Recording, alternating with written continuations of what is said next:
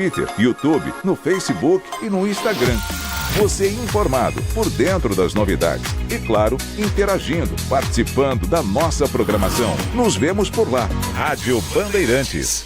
Assista a Rádio Bandeirantes Campinas no YouTube. Jornalismo e esporte da sua cidade ao vivo e as transmissões de Ponte Preta e Guarani. youtube.com/Rádio Bandeirantes Campinas. Inscreva-se em nosso canal, ative as notificações e acompanhe a Rádio Bandeirantes onde você estiver. Rádio Bandeirantes. Fechada com você. Fechada com a verdade. Você está ouvindo o Rádio Bandeirantes Campinas, ZYO 260, FM faixa estendida 85,7. Rádio Bandeirantes, fechada com você, fechada com a verdade. Manhã Bandeirantes. Oferecimento Recap, Sindicato dos Postos de Combustíveis de Campinas e Região. Acesse recap.org.br. E Família Gianni, da nossa família para sua família. Muito bom dia para você. 10 horas, 1 minuto. Tô querendo adiantar aqui o expediente. Acho que é porque é terça-feira de carnaval, né? Sai daqui tarde, você volta meio dormindo ainda, né? Mas estamos aqui, viu? Firmes e fortes no Manhã Bandeirantes, contando sempre com a sua participação. Hoje comigo, como sempre, o Danilo Capucci, também o Leandro Lopes, a gerência de jornalismo do Walter Sena, a direção-geral do Rodolfo Neves. E vou divulgar aqui o número do WhatsApp para você participar com a gente. Você pode mandar sua pergunta, sua sugestão, seu elogio, sua bronca. Fica tranquilo, tá bom? Participa com a gente aqui, nos ajude até às 11h30 da manhã. Nós fazemos o nosso Manhã Bandeirantes. O nosso número 971021493.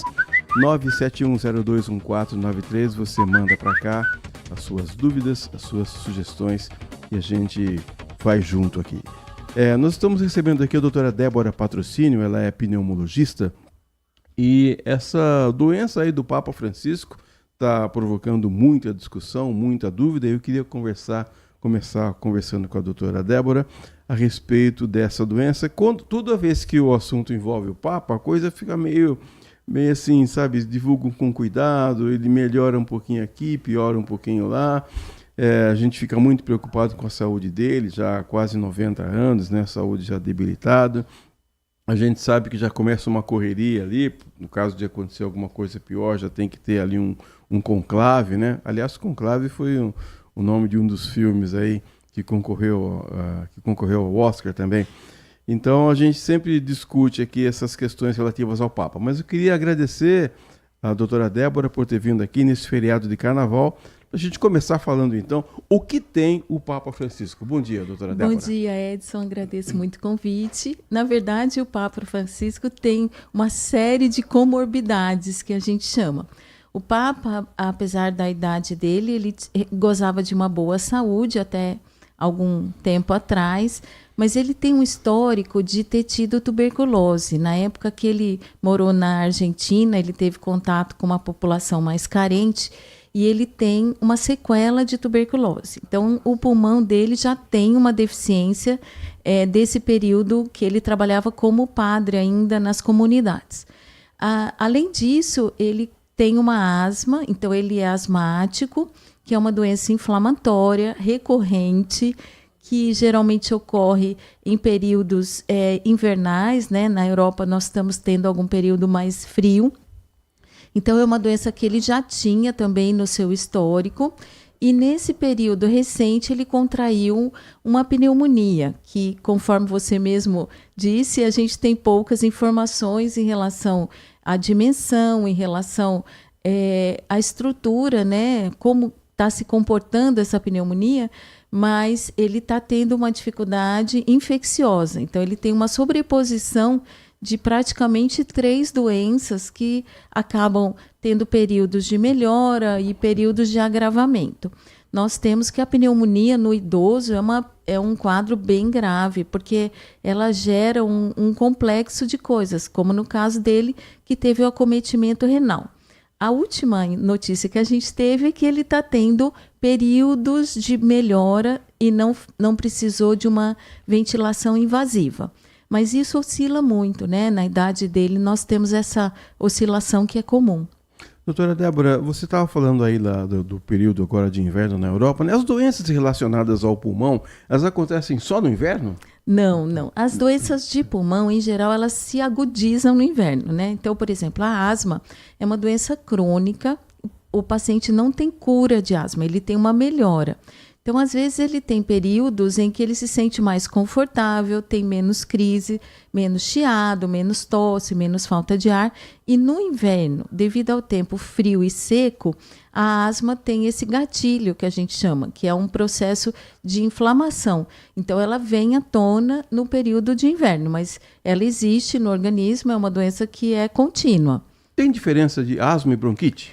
Então, antigamente a gente tinha eu vou dizer na infância... depois eu digo para você por que eu estou perguntando isso. Na infância, muitas mães tinham receio antigamente de falar que a criança era asmática, porque tinha um estigma de falecimento precoce, um estigma até da dúvida da própria doença, então eles tratavam como bronquite.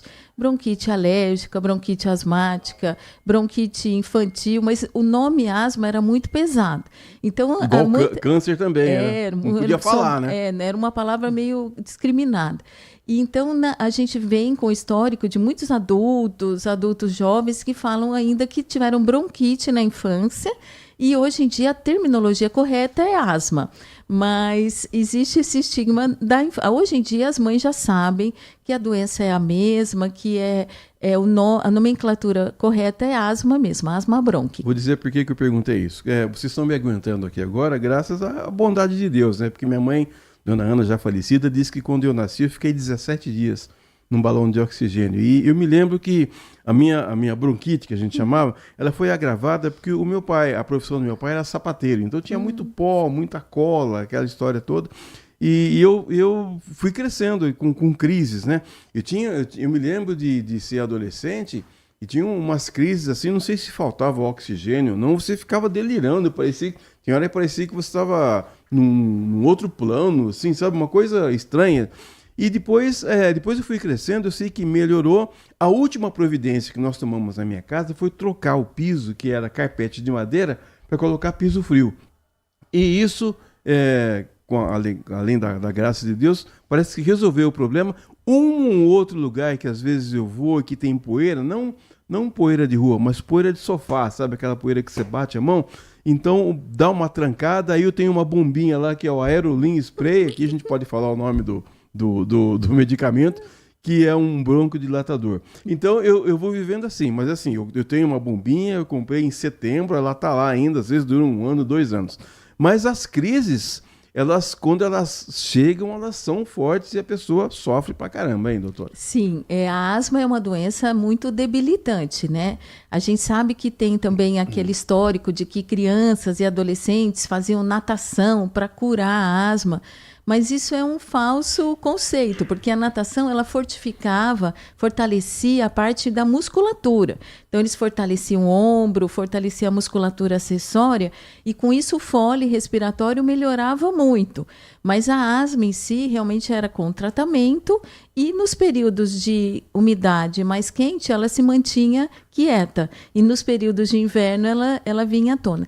Uma coisa que é importante é que 60% das pessoas que têm asma, elas podem ter rinite alérgica. Então, às vezes, a falta de ar, ela confunde um pouquinho no sentido da inspiração ser diminuída e a pessoa ficar mais ofegante.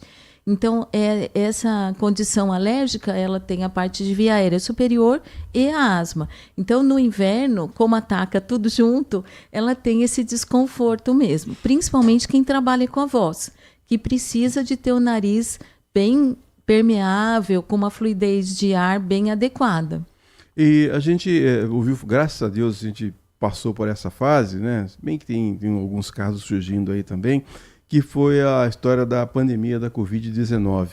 E a pandemia e também depois o acesso à internet, que começou a ser descontrolado praticamente, a gente começa a ter acesso a alguns termos que a gente não tinha antes. Então, por exemplo, eu nunca tinha ouvido falar em saturação. De repente a gente ouviu falar, você fala, a pessoa está internada com Covid-19, mas a saturação está tanto. Eu queria perguntar para você, que bicho é esse? A saturação, na verdade, é uma medida periférica, então aquele oxímetro de dedo, E é uma medida é uma visualização periférica, então do dedinho, né, para saber aproximadamente quanto de oxigênio que ela está tendo na periferia. Então, quanto o coração e o pulmão estão distribuindo de oxigênio. Lembrar que não é só o pulmão que é responsável pela saturação, o coração também, quando ele tem uma deficiência, ele baixa a saturação. Mas isso tudo é o quanto de oxigênio que a pessoa está podendo contar naquele momento, em função da troca de gases e na distribuição feita pelo coração. Então, a saturação é uma medida importante para a gente, foi muito importante no Covid, porque a pessoa se cansava muito fácil. A diferença básica entre o Covid e a asma é que o Covid, na época, nos anos de 2020 e 2021, ele produzia o vidro fosco, que era um muco, uma inflamação. Então, o pulmão encharcava de muco, então ele tinha uma deficiência muito rápida, dependendo da extensão do vidro fosco, com muito rápida, às vezes, indo para a intubação. Então, a asma é uma doença mais...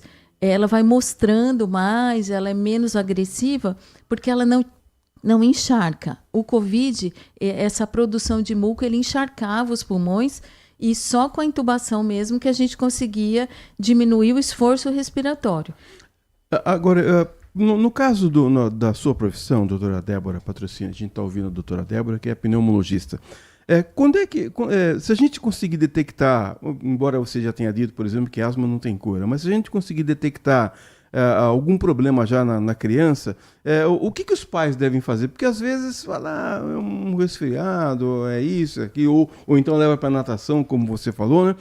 Qual é a primeira vez que o pai deve levar a criança, por exemplo, ao pneumologista para saber, olha, está respirando bem, não está, tem um probleminha aqui, não tem? Em geral, as crianças elas são muito mais sintomáticas que os adultos. Como elas têm uma musculatura mais delgada, os ossinhos são mais frágeis, quando ela tem uma insuficiência respiratória, um desconforto respiratório, ela entra numa fadiga mais precoce. Então, os pais ficam muito assustados e, em geral, eles levam na emergência. A emergência vai conferir se existe somente uma crise de asma, se é uma bronquiolite, se é uma pneumonia bacteriana. Então, na emergência, eles já conseguem fazer essa diferenciação através de uma avaliação radiológica. O emergencista, ele vai quantificar, né, como é que está a situação. Dependendo do caso, vai ter uma internação ou ele pode medicar e dar alta a partir da emergência. Caso essas crises elas tenham uma repercussão a nível de internação, a partir dali ele já vai para o pneumopediatra, que é o médico que faz a parte infantil. Aí ele vai, saindo daquela crise, e vê, olha, existe uma asma realmente, foi só um quadro agudo viral, foi uma pneumonia e talvez isso não se repita. Então, o pneumo infantil ele vai ter essa possibilidade, saindo da fase aguda, de dimensionar se é um quadro isolado, uma infecção que talvez não vá se repetir, ou se aquilo tem predisposição para se tornar uma asma. A gente nunca faz um diagnóstico definitivo na fase aguda, porque pode ter sido só uma pneumonia, pode ter sido uma bronquiolite e a criança só vai ter outra manifestação depois de muitos anos. Mas se aquela evidência se repete, se a mãe tem que levar toda hora no pronto-socorro, ele vai fazer uma medicação profilática. Então, aí o pneumo infantil vai trazer as recomendações ambientais, conforme você falou. Então, tem que reduzir a exposição de bicho de pelúcia, carpetes, cortinas, de preferência as cortinas que são que pode passar pano úmido. Então, o pneumo infantil traz para a família as recomendações de menos alergeno naquele ambiente. Na fase de adolescência, então a partir da menstruação ou da puberdade dos meninos, a tendência é que isso melhore. Então a asma tem períodos de dormência, que a gente chama. Períodos onde o organismo se controla ou fica dormente e tem muitos anos sem crise. Aí na fase adulta ela volta a ter uma nova crise, que é muito comum a recidiva da asma. 10 horas e 15 minutos, você ouviu aí o Quinto Sinal. Estamos conversando com a doutora Débora Patrocínio, que é pneumologista. Doutora Débora, tanto o Danilo quanto o Leandro têm crianças pequenas aqui, eu tenho uma neta também, a Carol, que você conhece. Agora, é impressionante, a criança dorme dali uma hora acorda, parece que é outra pessoa. É impressionante, principalmente à noite, né, doutora? É impressionante. A criança ela dá trabalho à noite, porque principalmente pela apreensão também dos pais e dos avós, mas ela tem uma franca recuperação. Então, sendo medicada, sendo adequadamente orientada pelo pediatra ou pela pneuma infantil, ela vai ter uma resposta rápida. Mas isso também deixa os pais e os avós sempre orientados, porque a criança tem uma evolução muito rápida. Então, às vezes, o que é uma gripinha, uma rinite num adulto, na criança ela pode evoluir para insuficiência respiratória. Então, sempre observar o padrão respiratório, que é a frequência respiratória. Se o tórax da criança está subindo e descendo muito rápido, aquilo é um sinal de que ela está fazendo muito esforço. A musculatura entre a costela, ela não pode ser aparente. Aqui a fúrcula external também, ela não pode fazer esforço respiratório. Significa que ela está sobrecarregada. Tá? Então, a criança tem, graças a Deus, essa predisposição para recuperar rápido, mas ela evolui muito rápido também. Agora, doutora, você falou aí de idoso, né? Idoso não pode cair e não pode ter doença pulmonar, né? É complicado, hein, doutora? Como a gente conversou sobre o Papa Francisco, é interessante que a recuperação das doenças é muito mais lenta. Então, uma gripe, um quadro de sinusite, a própria pneumonia é muito mais arrastada no idoso, porque a camada dos brônquios vai perdendo a capacidade de eliminar o conteúdo mucoso. Então, eles têm uma pneumonia, muitas vezes precisa até de uma fisioterapia, de um suporte extra para tentar eliminar aquele conteúdo. O Papa está recebendo muita fisioterapia, muito suporte extra, porque a musculatura deles também vai ficando mais deficitária. Agora, a pessoa já nasce com alergia, doutora? Então, quando existe um pai com alergia, é 60% de chance do filho ter alergia. Quando os dois pais são alérgicos, é 80% de chance do filho ter alergia. Então, tem um componente familiar e tem um componente ambiental, que a gente chama. Então, são essas exposições. Por exemplo, as crianças que nascem, a gente tem alguns estudos na zona rural, expostas à poeira em grande quantidade, em casa de terra, elas têm uma resistência muito maior do que as crianças que ficam isoladas, porque elas não têm aquele amadurecimento do sistema imunológico. Então, antigamente, as crianças brincavam na terra, colocavam a mão na areia e não ficavam tão doentes como a gente vê hoje em dia, porque o próprio ambiente cria uma certa resistência. Agora, doutora, um outro aspecto agora já de adulto, né? Vou falando aqui por mim.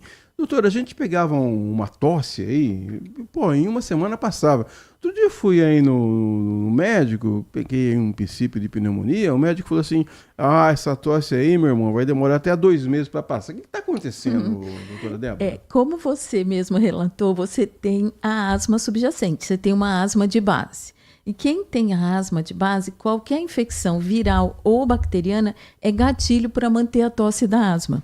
Como você faz uso da medicação só de alívio, a parte inflamatória continua correndo. Então, você tem uma tosse persistente por conta da predisposição asmática. Então, nessa fase da doença aguda, é interessante fazer um tratamento bem incisivo para não manter a tosse mais tempo. Agora, para dar uma aliviada no ambiente, doutora Débora, o que a gente pode fazer? As pessoas poderiam... o tabagismo, a poluição, também são fatores que acabam prejudicando, então aumentando essa sensação de mal-estar que as pessoas têm? Sim, a gente sabe que a fumaça do tabaco é extremamente prejudicial para crianças, para idosos e para as pessoas que têm alergia.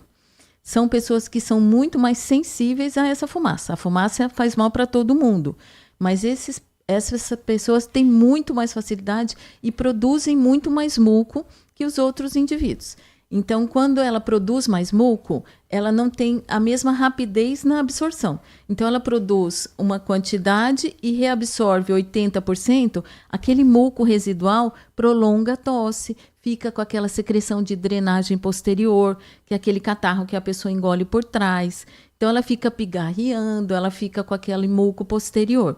Então, a poluição ambiental e o cigarro, elas produzem uma irritabilidade na mucosa que produz mais muco. E aí vai ter esse ciclo, né? Eu tenho um amigo que falou assim, agora eu resolvi o meu problema, que agora eu estou usando esse cigarro eletrônico. Bobagem, né, doutora? Não, muito pior. A gente não tem aqui no Brasil estudos definitivos, porque aqui é proibido. Mas a gente tem estudos na Europa e nos Estados Unidos, onde a evolução do cigarro eletrônico é muito pior.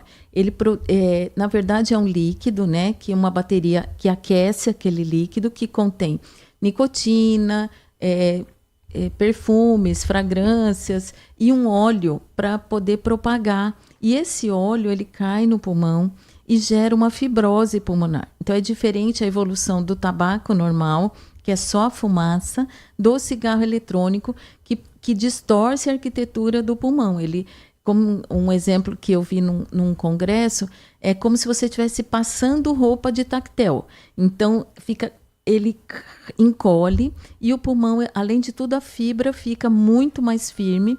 E tanto é que na Europa e nos Estados Unidos já tem sugestões de transplantes em adolescentes.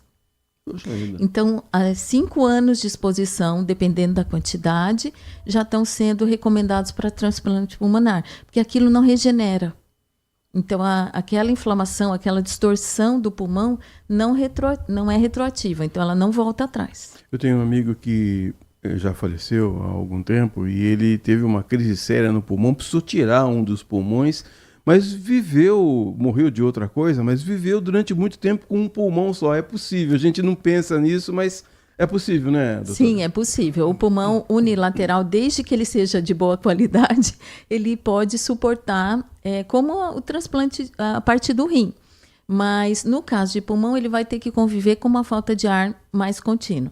Então, assim, ele consegue manter a estrutura, a pessoa consegue sobreviver muitos anos, mas sempre vai ter uma deficiência nessa saturação, nessa parte da oxigenação e também no condicionamento físico. Ele vai ter por uma escada, montanha, em ambientes pouco aerados, por exemplo, Campos de Jordão, lugares que têm uma baixa oxigenação, ele vai perceber mais do que os outros.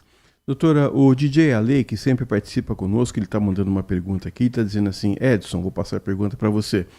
Uma pessoa que tem asma hereditária, existe hoje algum tratamento inovador para a cura?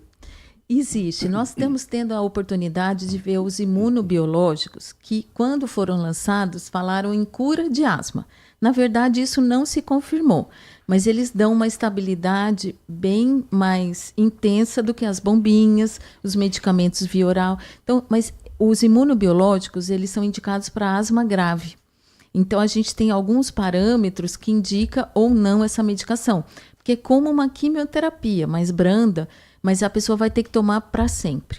Então, existe essa nova modulação de medicação. Não é uma coisa que vai tomar 1 ano e acabou, ela tem que tomar para sempre.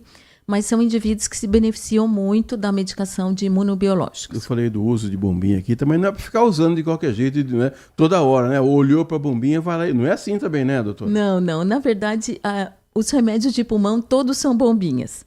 Então, a gente tem que diminuir um pouquinho esse estigma também, que bombinha faz mal para o coração, o que não é uma verdade. Se você é orientado pelo médico, se você tem a indicação de usar a bombinha, você deve usar com regularidade. Agora, não consultar o Google, né? Agora, se você tem a recomendação do vizinho, ou se você usa conforme a sua prescrição da adolescência, conforme a demanda, aí você pode ter uma sobrecarga. E um dos efeitos principais de que a bombinha está sendo excessivo é a taquicardia e o tremor. Então, às vezes, a pessoa usa a bombinha para falta de ar, pensando que seja asma, e, na verdade, é uma ansiedade ou é um problema cardíaco, aí ela vai ter esse efeito colateral, que é a taquicardia e tremor. É bom a gente falar isso, porque às vezes a pessoa, não, porque a minha tia ensinou o chá de boldo. Não tem nada contra o chá de boldo, tá bom? Só estou dando um exemplo aqui. Ou então consultou o Google. Você tem pacientes, doutora, que a pessoa já chega lá com o diagnóstico pronto, porque ela já checou no Google, não? Ah, sim. Hoje em dia o acesso à informação, ele é bom, mas eu acho que o médico, ele não pode ficar chateado porque a pessoa tentou estudar a própria doença. O médico tem que trazer informações relevantes para a saúde dela, complementar com exames para avaliar, por exemplo, o grau da asma. A gente tem exames complementares. Olha, talvez metade da sua falta de ar seja asma, a outra metade seja ansiedade. Então, vamos cuidar, vamos quantificar isso, porque senão a pessoa fica se entupindo de bombinha, de broncodilatadores de rápida duração, e é só uma ansiedade. Aí ela fica com taquicardia, ela acha que ela está mais doente ainda. Então, uma coisa puxa a outra. Ela tem que ser orientada, fazer exames complementares para saber até onde é da própria asma, até onde é a ansiedade. Em pessoas de idade pode ser cardíaco. Então, a gente não pode deixar o Google ou a vizinha. Antigamente falava que tinha que pôr a tartaruguinha debaixo da cama, passava a tartaruguinha e sarava a asma. Hoje em dia, essas coisas já caíram em desuso. Mas o Google virou a nova moda, né? De verdade. Tem gente também que você não pode perguntar. Você pode só falar bom dia. Se você falar bom dia e perguntar tudo bem, pronto, já vem o rosário de reclamações. Última pergunta para você, doutora Débora. Queria saber que você explicasse, às vezes a gente ouve muito na TV ou no rádio essa expressão. A pessoa, eu queria saber a diferença entre uma crise aguda e uma crise crônica. De asma. De asma. Pois não. Então, a fase aguda da asma é a crise de tosse, chiado e desconforto. A pessoa sente como se estivesse apertando, como se tivesse um peso no tórax.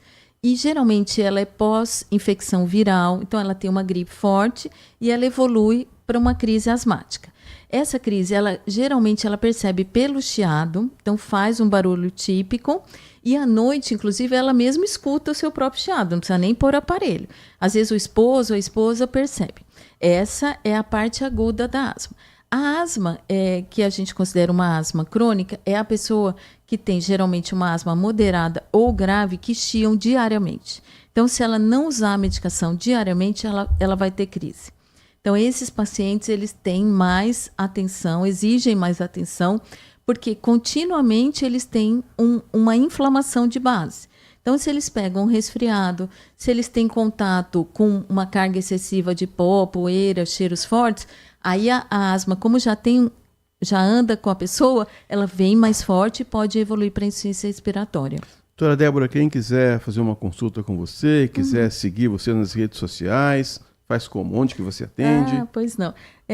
O meu Instagram é Débora Patrocínio e eu atendo na PUC, eu trabalho para o SUS, trabalho no São Luís, tenho uma clínica particular, mas eu acho que o principal é que a pessoa tenha uma orientação realista do médico, que ele passe ou o seu próprio pneumologista, ou a gente está à disposição, mas que ela realmente, se ela tem dúvida no grau de asma, né, que a gente tem leve, moderado e grave, que ela realmente passe por uma avaliação quantitativa, para ver se ela não está usando medicação sem necessidade ou se realmente ela está usando uma subdose da medicação. Obrigado, volte sempre. Obrigada. Conversamos aqui com a doutora Débora Patrocínio, que é pneumologista, 10h28. Nós vamos a um rápido intervalo. Amanhã Bandeirantes volta daqui a pouco. Até já. Manhã Bandeirantes. Consumidor, muitas vezes, a qualidade do combustível que você coloca no tanque do seu veículo pode ser tão diferente quanto o preço que você paga por ele. Por isso, procure abastecer em postos de sua confiança e exija sempre o cupom fiscal. É seu direito e a sua garantia. Recap, Sindicato dos Postos de Combustíveis de Campinas e Região. Acesse recap.org.br. Rede Bandeirantes de Rádio. Informação e tecnologia. Emissoras por todo o país conectadas via satélite, por onde chegam as notícias do que acontece no Brasil e no mundo. É comunicação direta com a marca do jornalismo Bandeirantes. Agora, notícias da hora com as notícias locais, nacionais e internacionais, direto da redação da Rádio Bandeirantes. O Centro Público de Apoio ao Trabalhador de Campinas realiza nesta sexta-feira, das 9 da manhã até as 16 horas, um feirão de empregos focado nas mulheres. O evento acontece no Paço Municipal, que fica na região central da cidade, e tem cerca de 1.000 vagas de empregos disponíveis. Um dos destaques do feirão é a oferta de 15 vagas exclusivamente para mulheres de 50 anos ou mais, pela indústria Fox. O cargo é para separador de materiais recicláveis. Apesar de ser focado nas mulheres, homens também podem participar. Há vagas para todos os perfis, inclusive jovens. Os candidatos com idade entre 14 e 24 anos poderão se cadastrar em vagas de aprendizes. Já os estudantes a partir de 16 anos, matriculados no ensino médio, técnico ou superior, poderão se cadastrar para as vagas de estágio. Quem for ao feirão terá a chance de conhecer as vagas oferecidas, conversar com representantes das empresas participantes e, quem sabe, até mesmo já sair com uma vaga garantida. Os interessados devem levar documento com foto, carteira de trabalho e currículo. De Campinas, Rafael Oliveira. Você ouviu Notícias da Hora, aqui na Rádio Bandeirantes. Nossa área, a opinião dos nossos craques sobre tudo de Guarani e Ponte Preta e dos times da região. Carlos Henrique, a melhor e mais premiada equipe esportiva do interior paulista. De segunda a sexta, das 11h30 ao meio-dia. Siga e assista no nosso YouTube, Rádio Bandeirantes Campinas. Ouça no FM 85,7 e nos aplicativos de celular. Rádio Bandeirantes, fechada com você, fechada com a verdade. Apreciar um bom vinho não é em qualquer lugar que você encontra. No Famiglia Gianni, todas as quintas-feiras, das 19 às 23 horas, você ouve o melhor do jazz. Sem cobrar cover artístico, você pode harmonizar um bom vinho, bons pratos com uma boa música. Tudo isso é entregue em um ambiente acolhedor e muito charmoso. Famiglia Gianni, da nossa família para a sua família. Manhã Bandeirantes. 10h32, voltamos com Manhã Bandeirantes. Ou a Nath Luquezzi, que está com outros trabalhos, ela está correndo para lá, correndo para cá, montando a agenda do Band Mulher, que ela vai apresentar na tela da Band a partir da 13h. Terceirizou para mim hoje a previsão do tempo. Então eu vou dizer para vocês o que é que vai acontecer. Apesar da onda de calor que persiste na região, essa terça-feira deve trazer um aumento de chance de chuva. Ó, tá vendo? Só porque ela não está aqui. Chuvas e temporais em todo o estado. A previsão é de domínio do sol pela manhã, aumento de nebulosidade a partir da tarde, pancadas de chuvas até são esperadas entre a tarde e o comecinho da noite. Hoje em Campinas, os termômetros podem chegar aos 32 graus de máxima. Em Serra Negra, 29 e em Pedreira, 31 graus. Mesmo assim, 32 graus é quente pra caramba.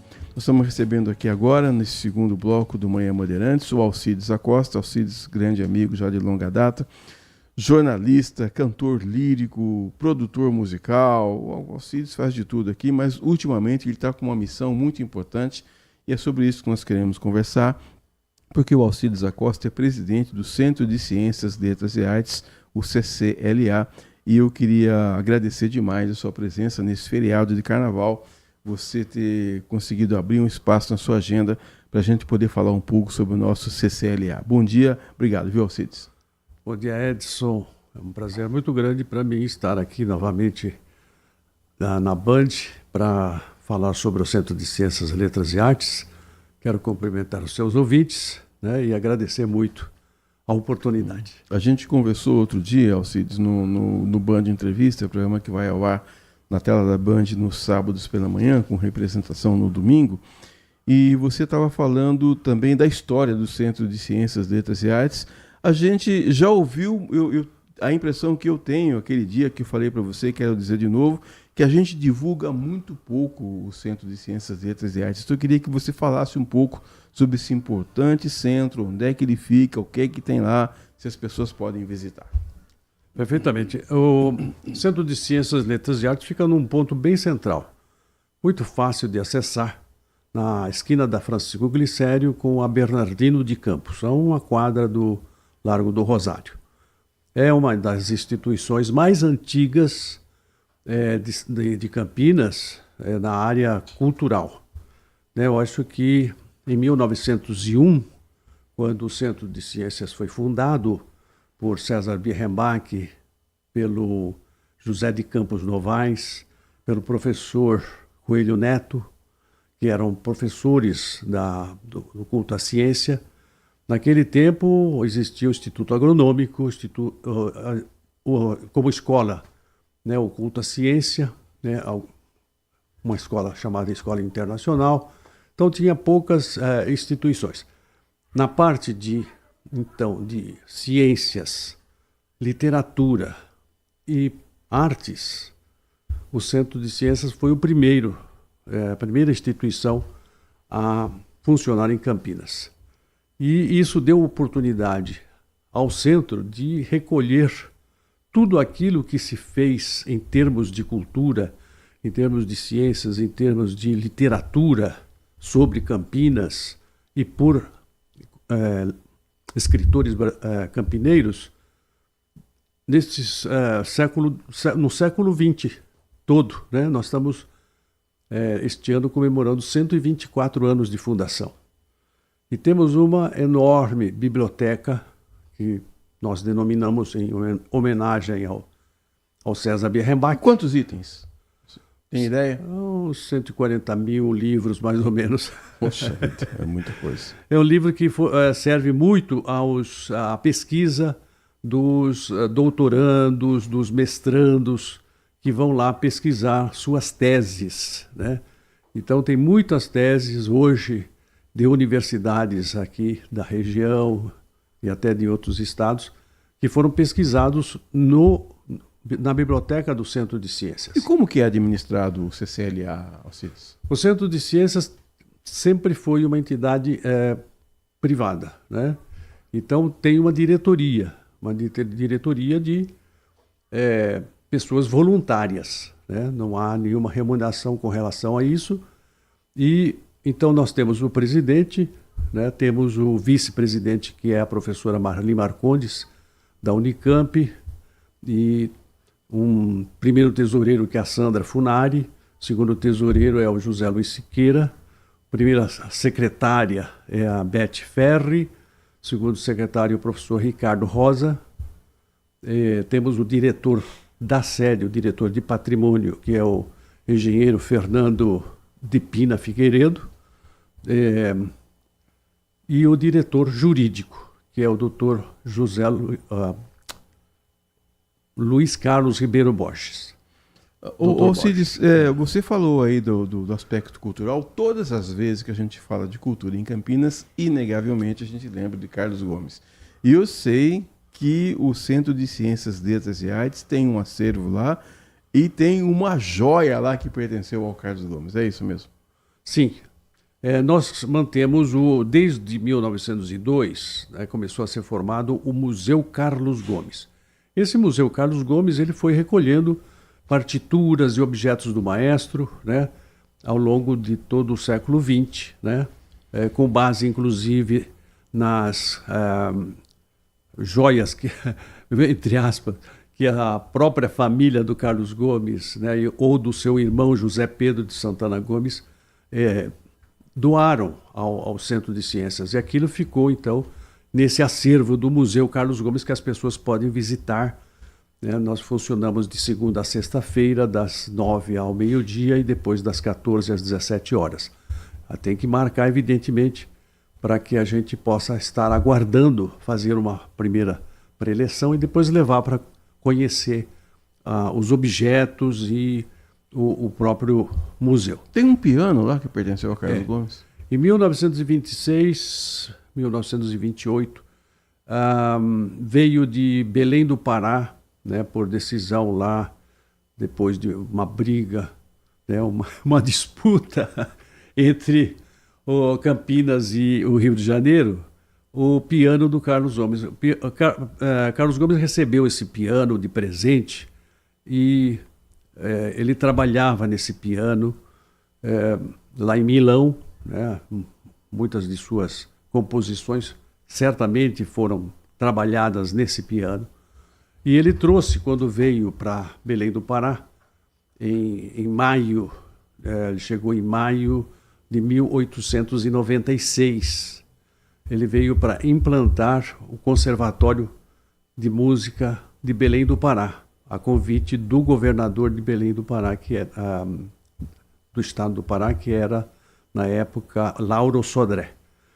E então ele já veio, mas ele já veio doente. Ele contraiu um cancro de língua, né? Então ele operou em Portugal, mas viajou sob dores cruciantes e já chegou muito doente em Belém.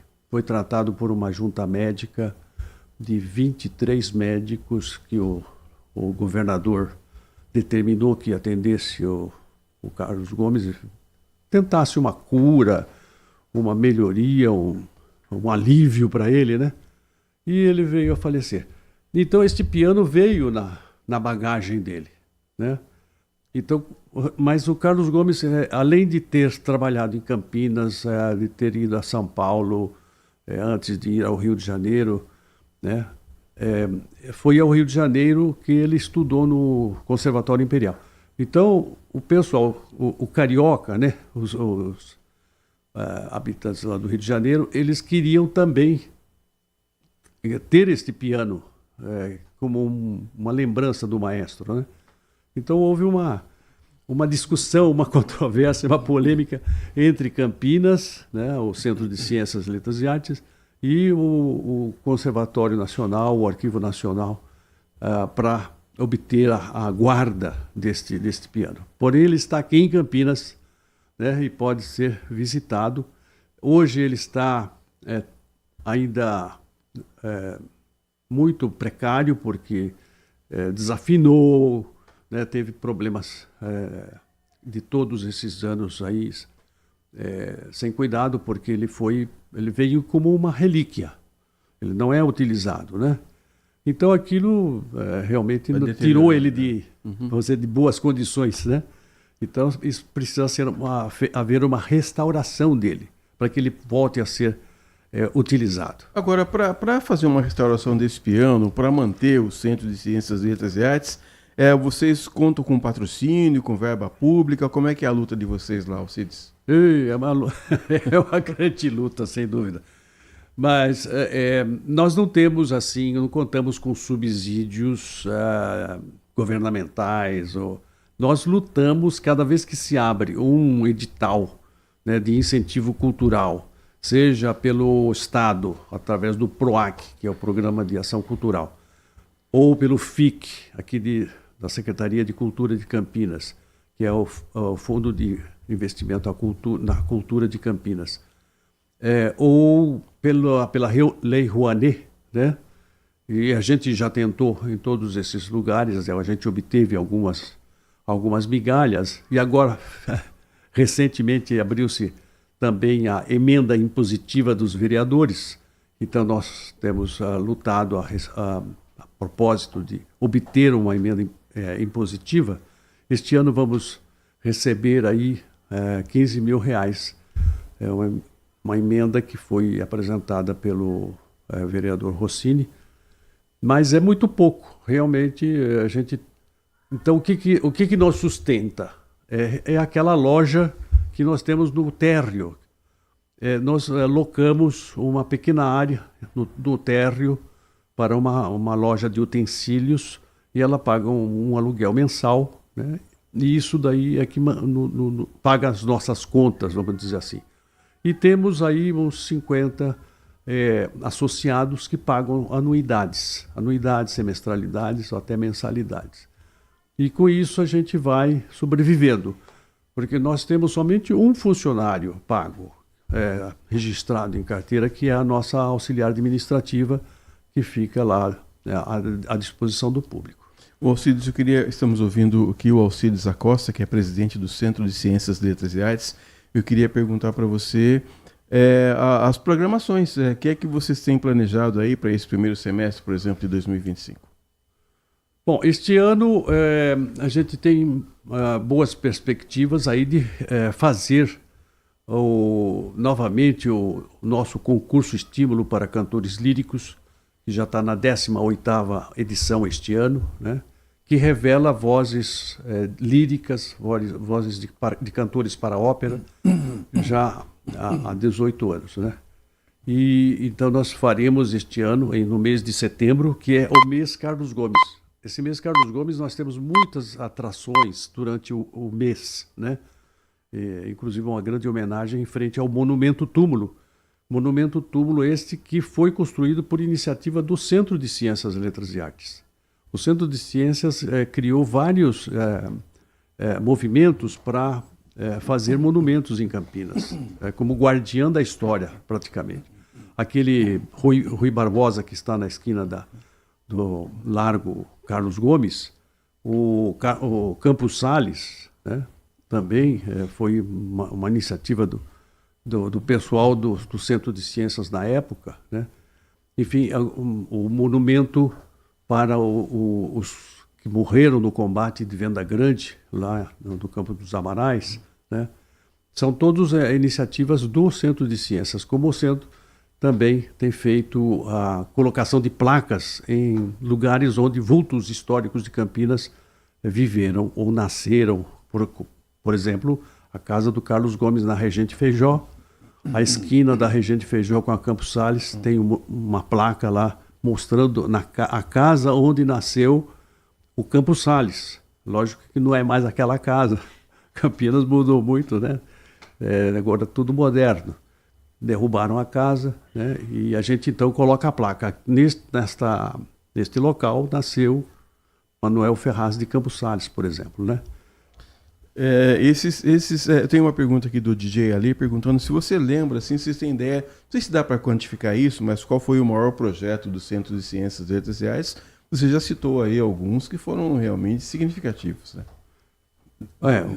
Realmente, eu acho que o Monumento Túmulo do Carlos Gomes, esses monumentos todos, né, essa comemoração que fazemos todo ano lá no Monumento do Combate de Venda Grande, né, que é 7 de junho, né, são muitas atividades assim, ligadas à cultura que a gente fez. Como, por exemplo, o Centro de Ciências foi o berço de várias instituições culturais de Campinas, como o Instituto Histórico Geográfico Genealógico, que nasceu dentro do Centro de Ciências, né? E a Academia Campinense de Letras não tinha a sua sede. A sede foi construída pelo Lauro Pérez Gonçalves, né, no seu mandato. E antes disso, eles se reuniam, os literatos, no Centro de Ciências, né? A primeira casa do Centro da Academia Campinense de Letras foi no Centro de Ciências, Letras e Artes, né? Enfim, a própria Universidade Católica de Campinas, né, o Monsenhor Salim, fazia reuniões lá no Centro de Ciências, no momento que ele estava, vamos dizer assim, preparando, organizando, idealizando o que seria a Faculdade de Filosofia, né, que depois se desdobrou em várias outras faculdades. É um espaço que pode ser locado para eventos, por exemplo, Alcides? Sim, nós temos um auditório para 200 lugares, com piano, palco, ar-condicionado, e já muitas vezes ele foi cedido, foi alugado para entidades que quiseram fazer ali alguns eventos, né, como colação de grau de universidades à distância, essas que não têm uma sede, né, não tem um auditório próprio. Então a gente cedeu, né, esse nosso auditório para essas universidades. Também, por exemplo, o consulado da Espanha, né, comemorou um determinado evento lá nas nossas dependências. Nós temos um saguão grande, né, temos uma copa. Então é um lugar para exposições de arte, mas também serve para fazer a recepção, né, o congraçamento das pessoas ali naquele espaço, e depois passa para o auditório, e ali no auditório se faz a palestra, se faz a solenidade propriamente dita, né?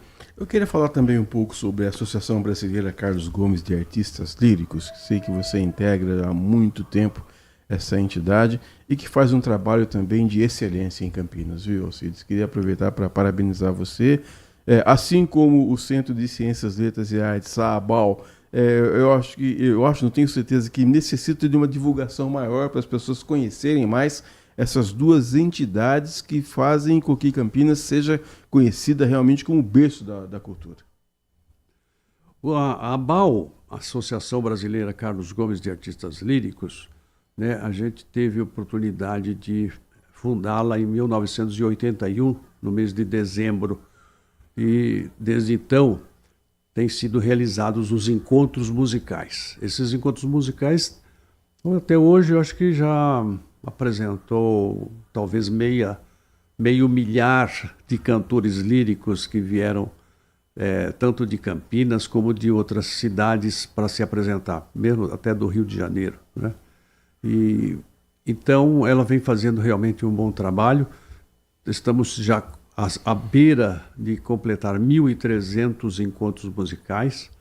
Hoje o presidente é João Gabriel Bertolini, advogado, né? Temos o diretor artístico, que é o José Luiz Águido Silva, e o pianista nosso, que é primeiro tesoureiro também, que é o José Francisco da Costa, o Chiquinho Costa, né?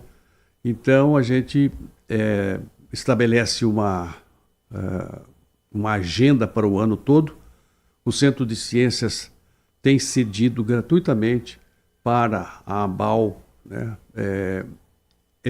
o auditório, né, como também ele se apresenta, a ABAL se apresenta na Casa de Itália, na Rua Bandeirantes, ali no Cambuí, né? Então, entre essas duas entidades, né, a gente vai revezando. Temos também, adquirimos numa certa época, um piano, né? Esse piano ficou por muito tempo na sala Carlos Gomes, ali no Centro de Convivência, na parte de trás, onde agora vai ser uma bombonière, né? Um café, né? Mas até o fechamento, a gente funcionou ali, naquele espaço. E o piano ficava ali, né? Inclusive era utilizado por corais que queriam fazer ensaios ali, pelos próprios músicos da Orquestra Sinfônica, né, que iam ensaiar ali naquele espaço. Né?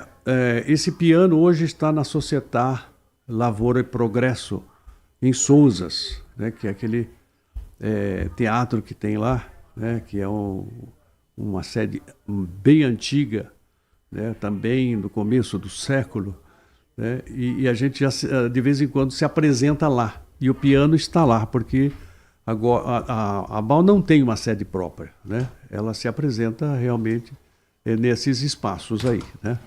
E assim a gente vai, caminhando. Cultura todo mundo sabe, todo mundo precisa, todo mundo comenta.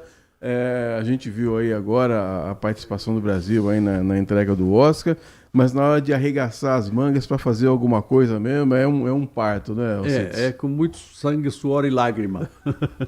Alcides, eu queria agradecer demais a sua participação aqui conosco, queria pedir que você repetisse, então. As escolas, alunos podem visitar o Centro de Ciências e Letras e Artes? Devem visitar. Nós, o ano passado, fizemos contato com a Delegacia Regional de Ensino, né, que mantém as escolas estaduais, né? As escolas municipais já de vez em quando nos visitam, assim como a escola comunitária de Campinas já fez várias visitas lá. Todo ano, pelo menos umas 2 turmas iam visitar o museu, né? Depois, com a pandemia, a gente se interrompeu essa prática. Porém, nós estamos fazendo uma reaproximação com as escolas estaduais para trazê-las este ano para os alunos conhecerem o Museu Carlos Gomes, e a gente poder fazer uma explanação para eles também sobre quem foi Carlos Gomes, a importância de Carlos Gomes, quem é aquele homem que está na Praça Bento Quirino, como se estivesse regendo uma orquestra invisível, né? O nosso imortal maestro Antônio Carlos Gomes, o Tonico de Campinas. Alcides Acosta, presidente do Centro de Ciências, Letras e Artes, muito obrigado, volte sempre. Muito obrigado, eu que agradeço a oportunidade, parabenizo aí os ouvintes por escolherem esta manhã, né, da Band, que é muito informativa. Muito obrigado. 10h54, vamos a um rápido intervalo, voltamos já. Manhã Bandeirantes.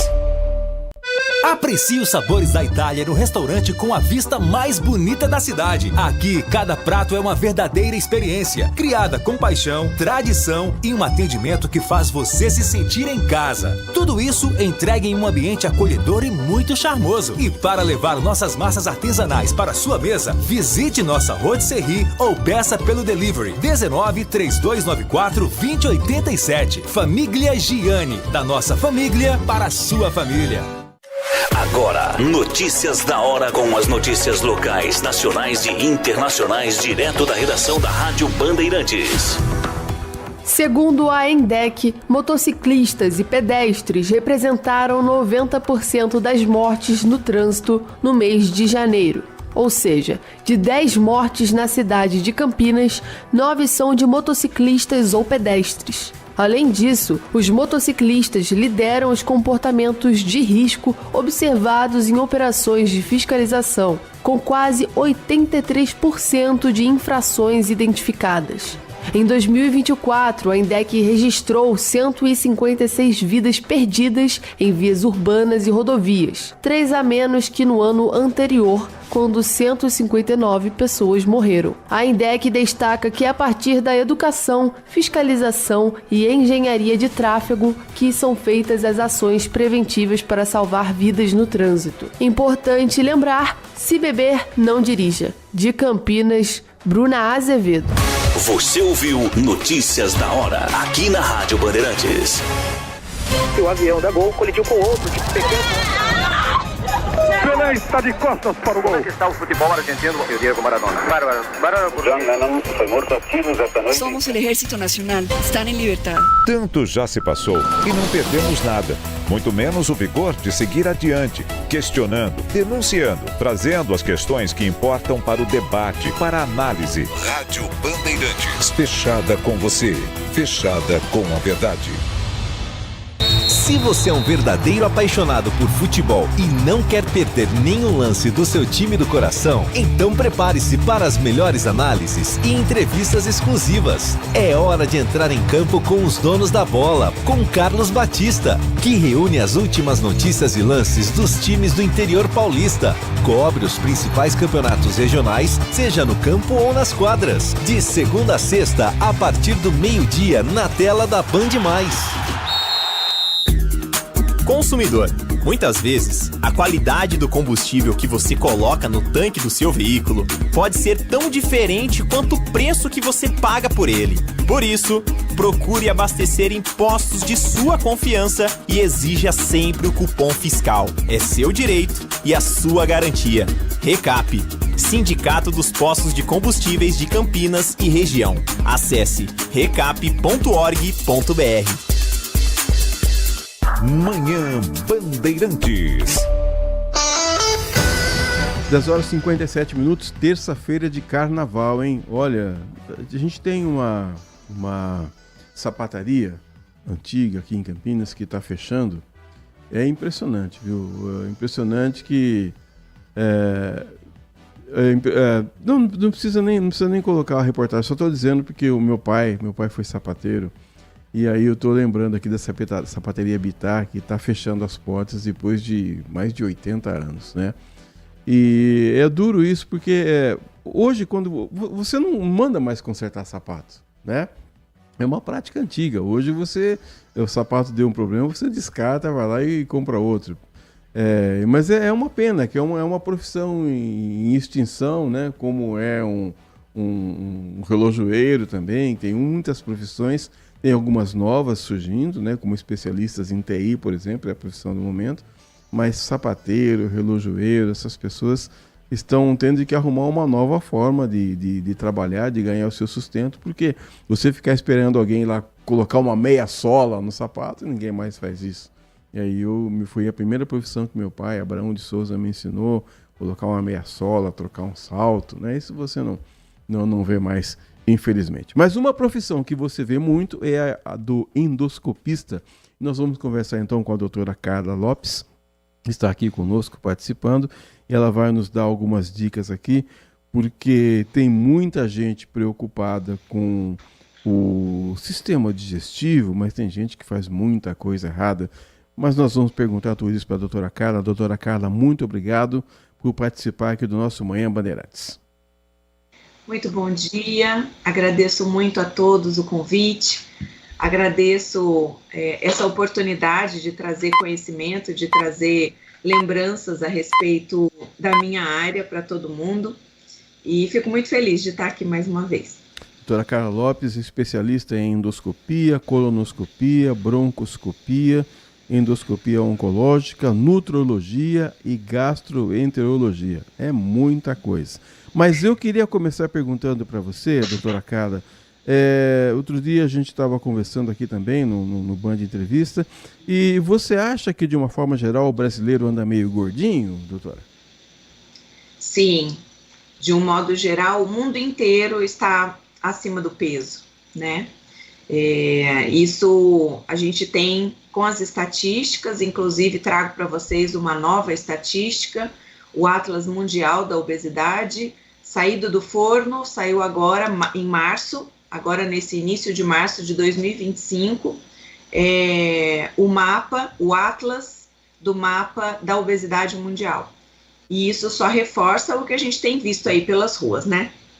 A obesidade está sendo classificada como uma epidemia, doutora, é isso mesmo? Sim, já consideramos uma epidemia, e as estatísticas desse novo mapa, que foi lançado agora em março, agora nesse iniciozinho de março, mostra que para o futuro próximo, em 2030, a gente tem uma probabilidade de que 50% da população mundial será atingida por excesso de peso ou obesidade em 2030. Agora, quais são os riscos que vêm aí no embalo da obesidade, doutora? Muitas doenças não transmissíveis e crônicas estão associadas à obesidade. Então, 13 tipos de cânceres estão associados, os cientistas já sabem que estão associados à obesidade, doenças cardiovasculares, como o AVC e o infarto, e doenças crônicas como diabetes e hipertensão, que nós temos tratamento, mas não temos cura. E a obesidade tanto pode estar associada ao desenvolvimento dessas doenças, como as complicações dessas doenças crônicas. Agora, ficar gordinho é fácil, mas vai emagrecer é uma dureza, hein, doutor? Pelo amor de Deus. Eu estava assistindo a sua entrevista anterior e o nosso amigo da cultura falou que é sangue, suor e lágrimas e eu trago para nós sangue, suor e lágrimas na perda de peso também, que é exatamente isso, é difícil, nosso metabolismo entende que nós estamos perdendo peso porque estamos doentes, então o nosso próprio corpo trata de evitar que nós tenhamos essa perda de peso. É realmente difícil. E quanto mais peso a gente precisa perder, mais difícil é. De modo que a prevenção é o que a gente precisa fazer. Então, só você falou aí de prevenção, o que a gente podia fazer? Não vem me falar de caminhada, hein, doutor? Outro dia eu fui no shopping, fiquei lá 2 horas no shopping e eu estava lendo um artigo seu, você falou que isso aí não adianta nada. Não adianta nada, pois é. Caminhar no shopping não adianta nada, a gente não considera exercício físico. E quando a gente fala de exercício físico para melhorar a parte cardiovascular, a gente até fala de caminhada. Mas quando a gente fala de perda de peso, não adianta a caminhada. A gente tem mesmo que ir para a academia, que fazer um cardio que aumente a frequência cardíaca. A gente precisa de musculação para poder aumentar o metabolismo do músculo e precisa de mudança de hábitos alimentares. Não tem jeito. É sangue, suor e lágrimas, mas a gente tem resultados positivos. E claro que às vezes a gente precisa lançar mão de algumas outras estratégias, como medicação e como alguns procedimentos endoscópicos que eu faço, como a colocação de balão intragástrico, para poder aumentar a perda de peso. Com atividade física e dieta, a gente geralmente consegue perder até 4, 5 quilos. Depois a gente precisa mudar a estratégia. Você falou de balão intragástrico, essa técnica tem sido muito utilizada, doutora? Muito, muito utilizada, inclusive nos Estados Unidos é o padrão ouro para tratamento de esteatose hepática, que é o acúmulo de gordura no fígado, que está associada tanto na obesidade quanto no sobrepeso. E o tratamento padrão ouro nos Estados Unidos para esteatose hepática é a colocação de balão intragástrico. Aqui no Brasil, a gente também utiliza muito, há muito tempo já, há muitos anos já, e com efeitos, com resultados ótimos nos pacientes. Temos, inclusive, um último estudo que foi feito há 2 meses atrás, foi lançado há 2 meses atrás, do balão intragástrico com o uso associado com medicação, com Ozempic, que é a semaglutida, com efeitos melhores ainda. Então, sim, é muito usado e com efeitos, com resultados muito bons. Eu já quero falar do Ozempic, doutora, mas eu tenho um grande amigo que me ajudou na profissão, ele se chama Valdenê Amorim, e ele diz assim que a gente deve sempre falar em letra de forma. Então, falando em letra de forma, o balão intragástrico faz o que exatamente? Tá, vou falar até em letra de forma maiúscula, tá bom? O balão intragástrico, ele tem 2 efeitos muito interessantes. O primeiro deles é um efeito mecânico, ele ocupa um espaço dentro do estômago, a gente coloca 600 ml de líquido dentro dele, então é um bom espaço que ele ocupa dentro do estômago, impedindo que esse mesmo espaço seja preenchido por comida. Então, se a pessoa hoje come 3 pedaços de pizza, ela vai conseguir comer no máximo 1 pedaço de pizza. Se ela abusar, ela vai vomitar, vai passar mal, vai ter enjoos, náuseas e vômitos, e até dor abdominal. E o outro efeito que ele tem é o peso que ele exerce dentro do estômago. E isso faz um efeito no cérebro, querendo indicar para o cérebro que esse estômago está cheio, está com bastante comida. Então, essa pessoa não precisa sentir fome, porque o estômago já está preenchido. Então, são 2 efeitos muito interessantes que a gente não está colocando medicação circulando nessa pessoa, passando pelo fígado dessa pessoa, passando pelo rim dessa pessoa. A gente está fazendo um efeito mecânico e, entre aspas, que eu falo para os meus pacientes, a gente está enganando o cérebro, querendo que o cérebro entenda que o estômago está cheio. E isso faz com que a gente perca peso em até 20% de perda do peso inicial, que é uma estratégia extremamente interessante para perda de peso. O dito popular diz que a pessoa tem que se alimentar, ela tem que tomar um café da manhã como como é que é? Como um rei, almoçar como príncipe, jantar como mendigo. É isso mesmo, doutora? Como a gente vai diminuindo a quantidade de atividade até o final do dia, o ideal é que a gente também diminua a necessidade da alimentação. Hoje, aquela história de comer de 3 em 3 horas, essas coisas a gente não usa mais. O que a gente preconiza hoje é o comer intuitivo. Então, é comer quando a gente tem fome. E não deixar a gente ficar morrendo de fome para comer, porque a gente vai comer uma quantidade maior do que a gente precisa para o nosso corpo. E o que eu sempre falo é que a gente não é para a gente viver para comer, é para a gente comer para viver. Então, se a gente coloca na cabeça isso, que a gente precisa comer para viver, a gente vai comer bem menos do que o que a gente costuma comer. Nós estamos conversando aqui com a doutora Carla Lopes, que é endoscopista. Tem uma pergunta aqui do DJ Ale para você, doutora. Ele diz assim, quando uma pessoa se alimenta pouco durante bastante tempo, o suficiente, ela come lá para sobreviver. De repente ela resolve se alimentar corretamente, só que toda vez que ela vai comer, daí começa a ter dor, começa a passar mal. Pode estar acontecendo o que com essa pessoa, doutora? Falta de costume? O que aconteceu? Quando essa pessoa se alimenta pouco durante muito tempo, em quantidades menores do que ela deveria comer, e faz tempo de jejum muito prolongado, a gente precisa entender se essa pessoa não desenvolveu uma gastrite. Às vezes, a gente precisa tratar esse estômago para depois começar a fazer uma alimentação como deve ser, uma alimentação mais saudável, com alimentos mais naturais, com menos ultraprocessados, mas a gente sempre precisa entender em que condições a gente está recebendo esse estômago. Por isso que quando você fala, são muitas especialidades que eu fui estudar, porque eu entendo que a gente precisa tratar a pessoa de uma forma holística, de uma forma completa. Então, não adianta eu mudar a dieta dessa pessoa e fazer ela se alimentar de uma maneira saudável se esse estômago não está preparado para receber isso. Então, a gente precisa, em primeiro lugar, fazer uma endoscopia. Alê, né? DJ Alê, é isso? Isso. Então, DJ Alê, a gente precisa fazer uma endoscopia nessa pessoa, entender em que condições a gente está desse estômago, se tem hérnia de hiato, se tem gastrite, se desenvolveu uma úlcera, se tem uma bactéria chamada H. pylori, tratar essa bactéria, e aí sim esse estômago vai receber o alimento, fazendo uma digestão de uma maneira melhor e a absorção dos nutrientes da maneira que a gente precisa. Estamos conversando com a doutora Carla Lopes, que é endoscopista. Doutora, vou pedir só um segundinho para você, nós vamos fazer um rápido intervalo, daqui a pouco a gente continua o nosso papo, porque você falou aqui agora há pouco sobre o Ozempic, me parece que é um medicamento na moda, e é sobre isso que eu quero conversar com você, mas a gente fala já depois do intervalo, 11h10, a gente volta já. Você está ouvindo Manhã Bandeirantes. Oferecimento.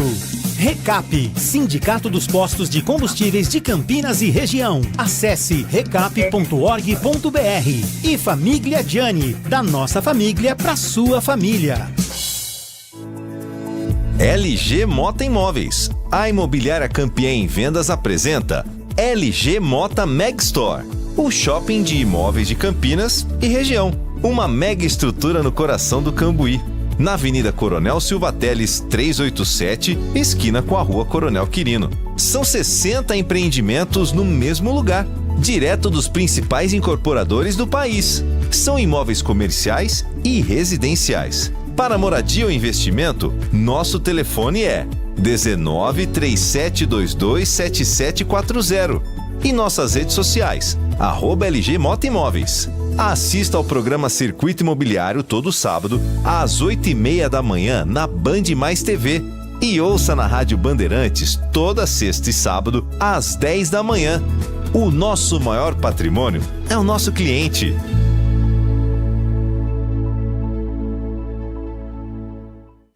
Agora, notícias da hora com as notícias locais, nacionais e internacionais, direto da redação da Rádio Bandeirantes. Campinas irá receber o concerto gratuito em celebração aos 200 anos de amizade entre Brasil e França. Promovido pelo Conservatório Carlos Gomes, o evento acontece no dia 6 de março às 19h30, no Santuário Santa Rita de Cássia, com entrada gratuita. A regência é do maestro Arthur Barbosa, e entre as peças escolhidas para a noite estão a Suíte Antiga, de Alberto Nepomuceno, a Suíte Scarpim, de Arthur Barbosa, Ela Elige, de Gabriel Fauré, e Batiana número 5, de Heitor Villa-Lobos. O concerto contará com a participação de Kayami Satomi e Thaís Costa Longa, além do coro do curso técnico em música, sob a direção de Rafael Leandro. O Santuário Santa Rita de Cássia é localizado na Avenida Doutor Jesuíno Marcondes Machado, número 670. De Campinas, Daniel Rosa. Você ouviu Notícias da Hora, aqui na Rádio Bandeirantes. Estamos no Instagram. Segue agora, @Rádio Bandeirantes Campinas. Fechada com você. Fechada com a verdade. Manhã Bandeirantes. 11h mais 13 minutos, reta final do Manhã Bandeirantes. Estamos conversando com a doutora Carla Lopes, que é endoscopista, e a doutora Carla tinha citado aqui o nome de um medicamento, o Ozempic, que me parece ser um medicamento da moda, até porque ele pode ser comprado sem receita e as pessoas estão abusando do Ozempic, hein, doutora? Sim, sem dúvida. Meu Deus. Isso é um problema pra gente, porque daí a gente precisa ficar apagando incêndio. Porque as pessoas compram e usam do jeito que elas querem. E nem sempre é o melhor jeito, tendo muito mais efeitos colaterais, tendo muito mais problemas relacionados ao medicamento do que realmente deveriam ter se fosse usado do jeito certo. Agora, as pessoas, quando sentem algum desconforto, a gente estava até falando aqui numa entrevista anterior que nós fizemos, tem muito, ao invés de procurar o médico logo, fica com um chazinho, com receita da internet. Esse também é um mal do século, não é, doutora? Sim, infelizmente. Porque às vezes a gente precisa da endoscopia para a gente entender o que está acontecendo no estômago dessa pessoa e tratar do jeito certo. Quanto mais vai prolongando esses sintomas, mais pode estar piorando. Então, se eu tenho uma gastrite leve, essa gastrite pode virar uma gastrite moderada, pode virar uma úlcera gástrica, e aí essa pessoa chegar em condições muito piores, como a gente já cansou de ver no hospital, a pessoa chega vomitando sangue, por exemplo, porque a úlcera até sangrou. Então, o ideal é buscar o médico, o gastroenterologista, fazer a endoscopia para ver em que condições está esse estômago e tomar do jeito certo. Claro que a gente sabe que tem chás que ajudam, que fazem a pessoa se sentir melhor, mas isso não quer dizer que esteja sendo tratado do jeito certo.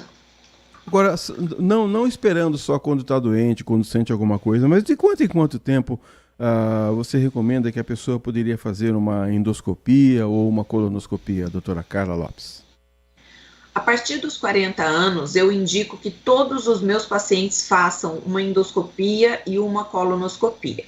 A partir desse primeiro exame, que a gente vai ver como está esse estômago, a gente vai analisar se essa pessoa tem um histórico familiar de câncer gástrico, de câncer intestinal, se essa pessoa tem um histórico de alguma doença inflamatória intestinal, como retocolite ulcerativa, doença de Crohn, aí então é quando a gente vai definir a cada quanto tempo essa pessoa deve repetir esses exames.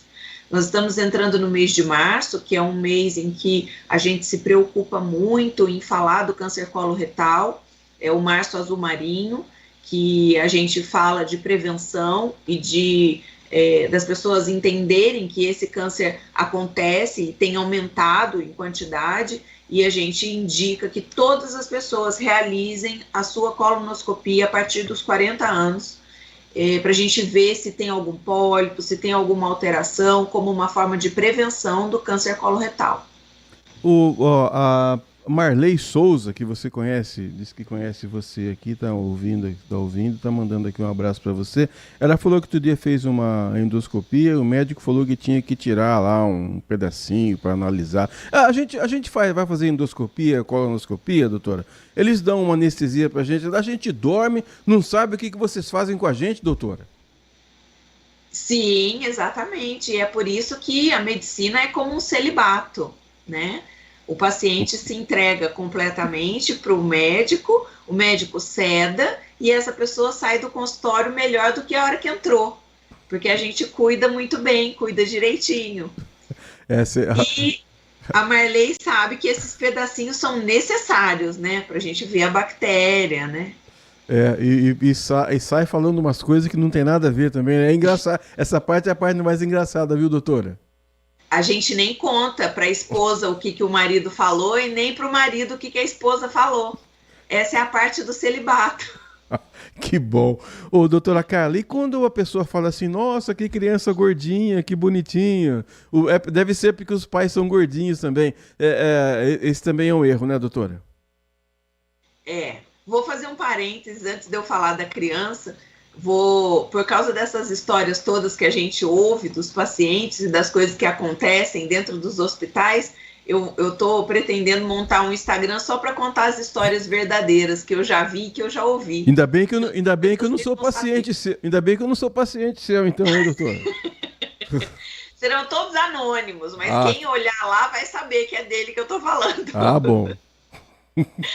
Bom, as crianças estão aumentando muito o peso, uma quantidade preocupante. Os pais têm parte nisso, porque nós sabemos que o ambiente domiciliar pode ser um ambiente obesogênico. Os pais podem ser facilitadores. Então, eu tive uma paciente há pouco tempo, 14 anos, em que a mãe se queixou que esse menino só comia salsicha, batata frita e miojo. Ela se queixou que era um absurdo, ela levou ele na consulta e ela se queixou que era um absurdo o menino de 14 anos só comer isso. E o que ela tinha que fazer, que eu tinha que falar para ele, que ele não podia comer só isso. E aí, infelizmente, eu tive que perguntar para a mãe quem vai ao supermercado, se é o menino de 14 anos. Porque esse tipo de alimento não é para ter no carrinho. Entendi. Então ele só come isso porque teve uma primeira vez que foi oferecido isso. Então, sim, nós precisamos conscientizar os pais das doenças que estão associadas à obesidade, das alterações que podem acontecer. Inclusive, os últimos estudos mostram que a obesidade está ligada ao desenvolvimento de demência, ao desenvolvimento de Alzheimer. Acontece uma inflamação no cérebro e que está ligada ao desenvolvimento de doenças neurodegenerativas. E esses pais precisam saber isso, precisam entender que o jeito como eles estão alimentando os seus filhos pode ser mais fácil, mas eles estão gerando doenças nessas crianças.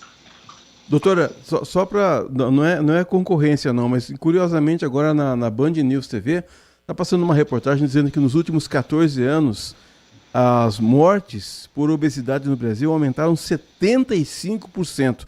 Não quero que ninguém vai assistir a Band News agora, não. Continua. Ou então faz as duas coisas ao mesmo tempo. Ouça a Band News lá, mas ouça a entrevista aqui com a doutora Carla. 75% nos últimos 14 anos, exatamente o que você está falando, né?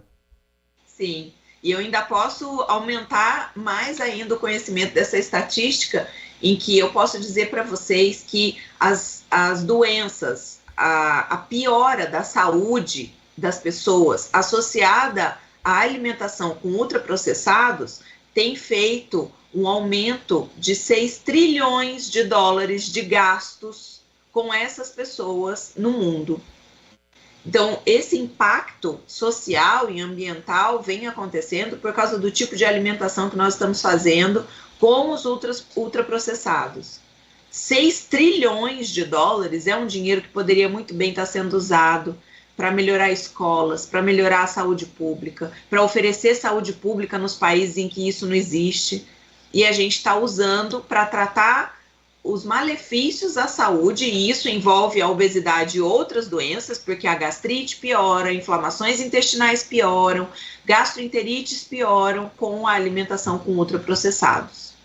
O Edson Elias, que é nosso ouvinte, que está dizendo aqui para mim, bom dia, Xará, o sono durante a endoscopia é a melhor experiência que você pode experimentar. Eu sei, o problema é que você sai falando depois. Doutora, mais uma pergunta para você, caminhando já para a reta final da nossa entrevista. Eu queria abordar também esse aspecto de que a obesidade, perguntar para você se a obesidade também tem alguma relação com a saúde mental. Sim, sem dúvida. A obesidade tem relação com a saúde mental e a gente pode considerar, inclusive, um ciclo vicioso, porque algumas pessoas que já estão com obesidade pioram os fatores psiquiátricos, psicológicos, emocionais. Essas pessoas têm problemas em relação à sua autoimagem, elas têm problemas em relação à relação delas com o alimento deteriorada ao longo do tempo. Junto com isso, nós sabemos que nós temos uma inflamação do cérebro que é desenvolvida por causa da obesidade. Então, uma coisa leva a outra. Uma pessoa que tem uma doença psiquiátrica, como transtorno de compulsão alimentar, pode acabar evoluindo para a obesidade. E a obesidade pode piorar os transtornos psiquiátricos por si mesma, por causa da inflamação orgânica que acontece. Então, sim, por isso que é um tratamento multidisciplinar. Nós não falamos ainda de cirurgia bariátrica, doutora, eu queria abordar esse aspecto com você também. Conheço algumas pessoas também, isso também não é novidade, que a pessoa faz uma cirurgia bariátrica, ela dá aquela diminuída, aquela secada, mas depois volta. Por que acontece essa volta, doutora? Porque a doença dela não está no estômago. A gente pode tirar o estômago completamente dessa pessoa e ela pode voltar a engordar. Porque a cirurgia bariátrica é um tratamento para a gente tirar essa pessoa do risco de morte. Mas a gente precisa tratar o foco principal da doença dessa pessoa. Então, às vezes, ela faz a cirurgia bariátrica, mas ela não tratou a compulsão alimentar. Então, essa pessoa bariátrica vai começar a tomar leite condensado, ou vai virar uma compulsiva por álcool ou por drogas, e ela pode readquirir o peso porque ela não tratou a compulsão. Então, a gente consegue, com a cirurgia bariátrica, ter resultados maravilhosos de perda de peso, tira essa pessoa do diabetes mellitus, tira essa pessoa da hipertensão arterial, tira essa pessoa da esteatose hepática, que é a gordura no fígado. A gente consegue isso Porém, se essa pessoa não tratar a compulsão alimentar, ela vai ter o que a gente chama de reganho de peso, e esse reganho de peso pode chegar ao peso anterior à cirurgia e, inclusive, chegar a ser maior do que o peso anterior à cirurgia. Trato muitas pessoas hoje com esse problema do reganho de peso pós-cirurgia bariátrica. Estamos conversando com a doutora Carla Lopes, que é endoscopista, especialista em endoscopia, colonoscopia, broncoscopia, endoscopia oncológica, nutrologia e também gastroenterologia. Última pergunta agora, eu prometo, doutora. Tem muita gente usando aquela famosa canetinha sem nem saber o que está colocando dentro do corpo. Também queria que você falasse sobre isso, doutora. Bom, nós temos hoje 2 canetinhas aqui no Brasil, o Saxenda, que é a liraglutida, e o Ozempic, que é o mais conhecido hoje, que é a semaglutida, que é o uso semanal. São medicamentos excelentes, muito bons, com um efeito muito importante, inclusive cardiovascular. A gente já tem artigos científicos que mostram que o Ozempic tem um efeito cardiovascular benéfico. Então, são medicamentos que a gente usa, que são liberados para o tratamento da obesidade. A tirzepatida, que é o Mounjaro, já está liberado pela Anvisa, apesar de ainda não estar sendo comercializado no Brasil, isso é questão de tempo. É um medicamento mais forte do que o Ozempic, inclusive estamos tendo problema com eles. Tivemos um posicionamento do Conselho Federal de Medicina a respeito de pessoas que estão mandando manipular a tirzepatida e utilizar no Brasil antes desse remédio efetivamente estar sendo comercializado, e as pessoas manipulando e utilizando medicamentos que nem sabem o que está ali dentro, porque se o remédio não está no Brasil ainda, o que é aquilo que está sendo manipulado e utilizado. E, além disso, o problema das canetinhas serem vendidas na farmácia sem necessidade do receituário médico. Então, o que eu venho falar para vocês hoje são medicamentos excelentes, temos resultados excelentes. Eles podem ser utilizados, mas vamos utilizar com consciência, vamos utilizar do jeito certo, para a gente ter todo o benefício desse medicamento e não os efeitos colaterais. Hoje temos pacientes que estão internados, que desenvolveram pancreatite por causa do uso dessas medicações, do uso inadequado dessas medicações. Okay. Então, eu sou super a favor do uso, mas do uso consciente. Quem quiser encontrar você nas redes sociais, faz como, doutora Carla? Pode entrar lá no meu Instagram, que é doutora Carla Lopes, com K. Nós fazemos consultas online para os pacientes que estão fora de Sorocaba. Muitos pacientes de outras cidades vêm para cá para a gente colocar o balão intragástrico, para fazer a bariátrica endoscópica. E vocês podem me encontrar lá, mandar mensagem, tirar dúvida. A gente vai estar lá à disposição de vocês, para vocês poderem fazer um tratamento com segurança, com uma orientação adequada e chegarem nos resultados que a gente quer. A gente não quer resultado de 2030, metade da população mundial com obesidade. Então vamos começar lá no Instagram, conversando e prevenindo. Muito obrigado. Conversamos com a doutora Carla Lopes, endoscopista, falando aqui um pouco sobre saúde pública. 11h28, ao final do nosso Manhã Bandeirantes, vem aí a nossa área na apresentação do CH, o Bate Pesado. Estaremos de volta amanhã às 10 da manhã. Um grande abraço, fiquem com Deus. Tchau.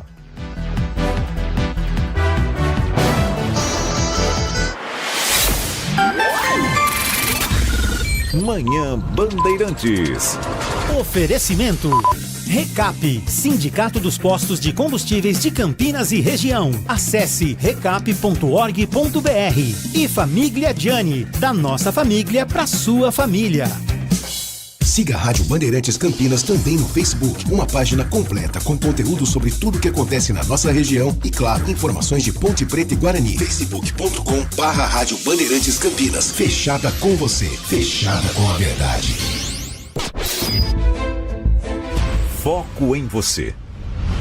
É você que nos faz produzir o melhor conteúdo todos os dias. Você, nossa audiência qualificada. Nossa relação com você vem de longe.